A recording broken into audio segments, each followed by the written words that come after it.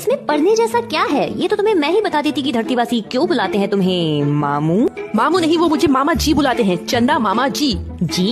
इतनी इज्जत कौन दे रहा है तुमको? हाँ ये सच है, धरतीवासी मेरी बहुत इज्जत करते हैं और तुम्हारी नजरों में मेरी कोई वैल्यू नहीं है। वैल्यू? तुम्हें तो शुक्रगुजार होना चाहिए मेरी ग्रेविटी का, जिसने तुम्हें खींच के रखा है और सौभाग्य से उस ग्रह के चांद बन गए जिसपे जीवन है। तुम्हें मेरी वैल्यू तब पता चलेगी जब मैं यहाँ से चला जाऊंगा। गाइस, मैं तुम्हें बताता हूँ कि तुम लोग कितने जरूरी हो एक दूसरे के लिए। गुरुजी मुझे आपका लेक्चर नहीं सुना है।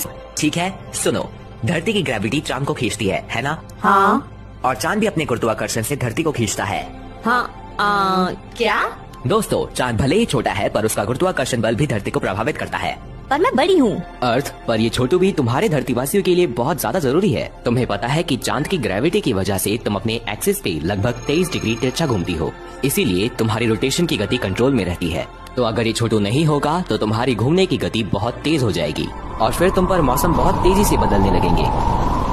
और तुम्हारे लिए ये जानना भी जरूरी है कि चांद की ग्रेविटी तुम्हारी समुद्री लहरों को खींचती है और अगर ये छोटू नहीं होगा तो इसका कंट्रोल सूरज के पास चला जाएगा और फिर तुम्हारी सतह पर भूकंप और सुनामी जैसे हालात पैदा होंगे और ये परिवर्तन तुम पे मौजूद जीवन को खतरे में डाल देगा। तो ये चिलगुस्सा मेरे लिए इतना जरूरी है? तो अब जब तुम्हें मेरी वैल्यू पता चल ही गई है तो माफी मांग लो, माफ कर दूंगा। गुरुजी एक काम करते हैं, आप अपना सबसे बड़ा चांद गैनीमेड मुझे दे दो और इसे ले लो। क्या?